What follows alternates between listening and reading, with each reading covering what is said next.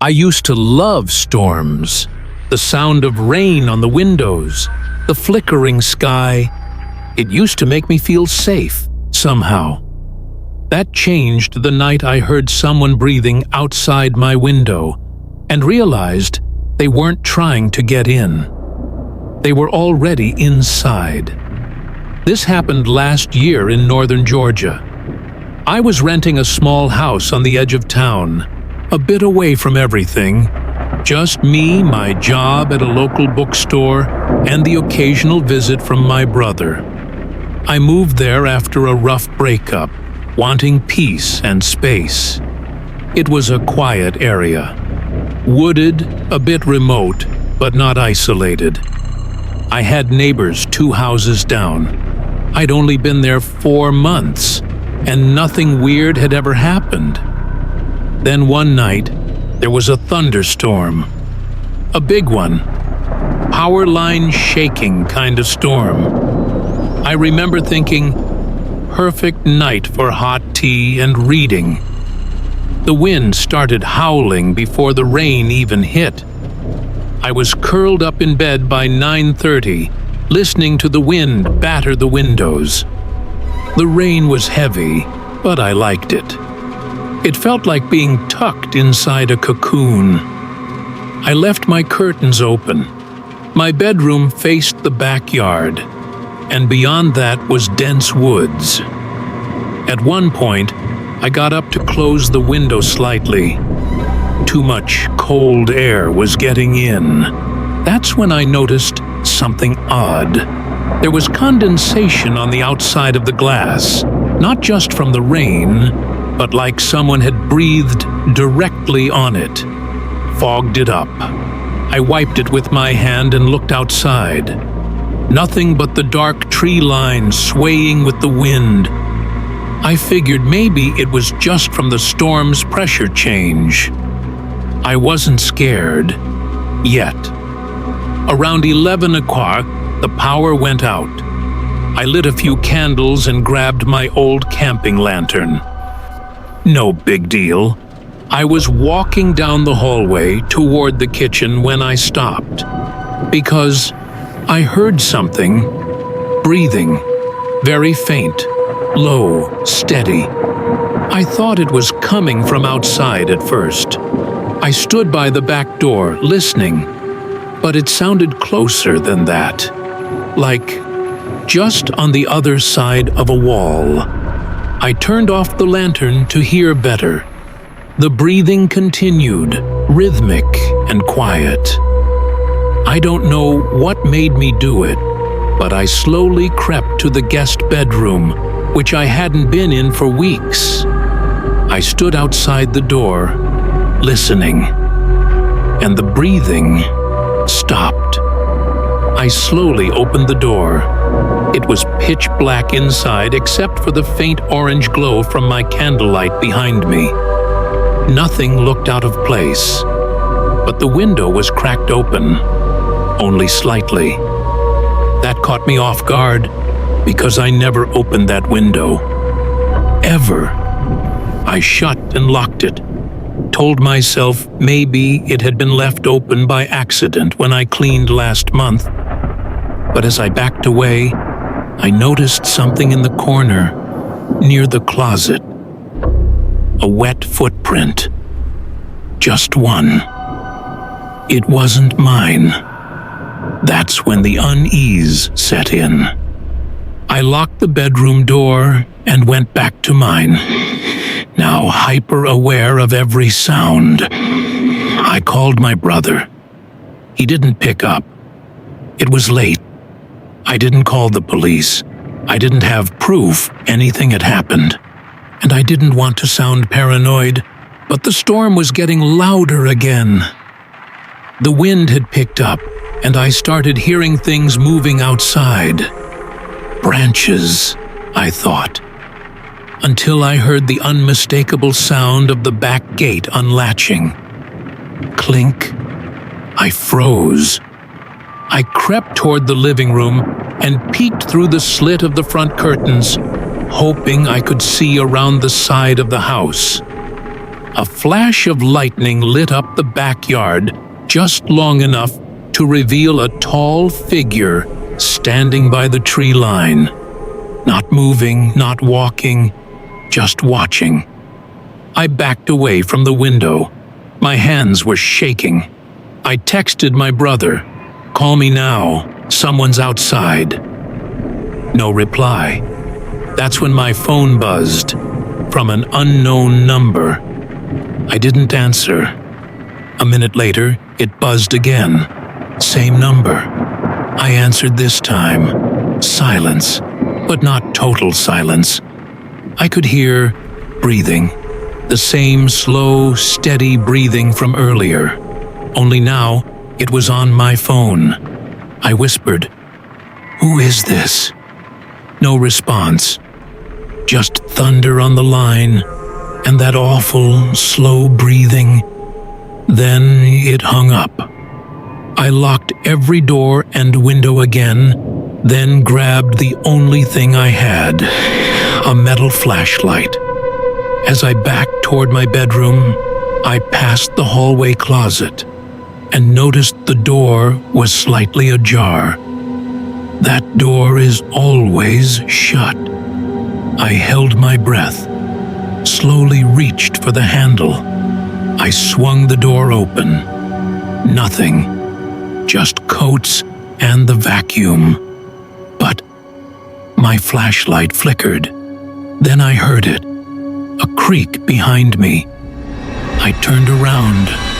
The guest bedroom door, the one I had locked earlier, was wide open. I didn't even hear it unlock. I ran to the front door, threw it open, and bolted into the storm barefoot, phone in hand.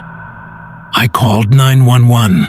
The dispatcher told me to stay on the line and get somewhere safe. I waited in my car, lights off, until a patrol car pulled up. The officer checked the house. He said he didn't find anyone. No forced entry. But he did notice that the guest bedroom window was unlocked again, from the inside. He asked if I had a roommate. I said no. The weirdest part? There were 2 wet footprints in the guest room now. Not one. Both facing the window. And something else. The officer found a burner phone hidden in the back of my hallway closet, behind the coats. It had one number stored in its call log. Mine. I moved out 3 days later. To this day, I don't know how long that person had been inside my house before I heard them breathing outside my window. But I'm certain of one thing. The first time I heard them, they weren't outside. They were hiding in the walls.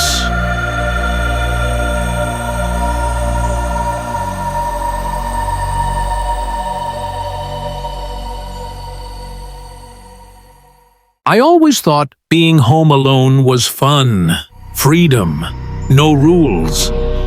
But that night, when the storm knocked out the power and I heard footsteps in the basement, I knew something was very wrong. Someone was inside my house. My name is Sarah. Last summer, my parents left for a weekend trip upstate, leaving me in our family home in a quiet Ohio suburb. It was supposed to be just me for a couple days, freedom from the usual rules and curfews. I invited my cousin Lucas over for a movie marathon and snacks. The storm had been rolling in all afternoon, thick gray clouds and distant rumbles of thunder. The wind picked up, rattling windows and shaking the trees outside. We double-checked the locks on every door and window. Mom was always strict about that, and I'd learned the hard way after forgetting once. The basement door especially, it was always locked tight. We settled in the living room with popcorn, blankets, and movies queued up on the TV. The power flickered a few times, but nothing went out. Lucas joked that we should expect a blackout, but I laughed it off. The storm grew louder as the night wore on. The rain hammered the roof and windows in relentless sheets. Thunder rolled so close it shook the walls. The house creaked and moaned, old wood settling in the storm. Lucas and I were about halfway through our third movie when the lights flickered violently. Then everything went dark. No TV, no lights, no sound except the pounding rain. We scrambled for our phones, shining flashlights around the room. The power was out across the neighborhood. Every house on our street was pitch black. Suddenly, a slow, creaking noise came from the hallway. I froze. It was the basement door. It was cracked open just enough to let a sliver of shadow spill into the hallway. I knew it had been locked earlier. "Did you leave it open?" I whispered to Lucas. "No way," he said, voice shaking. The creaking continued, footsteps, slow and deliberate. I wanted to call 911, but my voice caught in my throat. We grabbed a heavy flashlight and moved toward the stairs. The door creaked wider, then slammed shut with a loud bang that echoed through the house. My heart was pounding so hard I thought Lucas would hear it. The whispering started next, faint, like someone muttering under their breath. We edged closer to the basement, flashlight trembling in my hand. I saw the outline of a figure through the narrow gap in the door. The whispers grew louder, words I couldn't make out.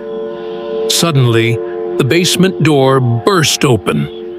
A tall, dark figure stepped into the hallway, face obscured by shadow. We screamed and bolted upstairs, slamming the door behind us.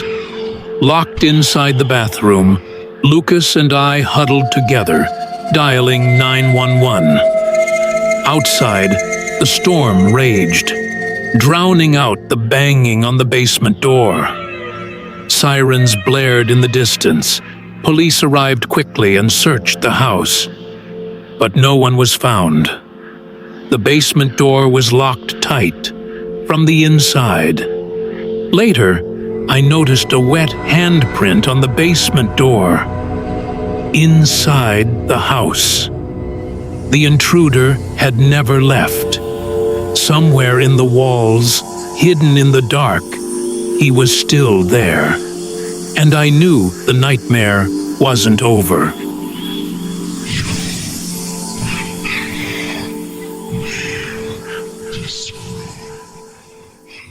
I bought a cabin in the middle of nowhere to escape the noise of life. But when the power cut out, and I saw those silent figures standing just beyond the trees, I realized I'd never truly be alone again. My name's Emily. Last October, I took a long weekend off from work and drove up to my off-grid cabin in the Pine Ridge Forest, Montana. The isolation was perfect. No internet, no phone service, just peace. The generator powered everything, but it was old and finicky.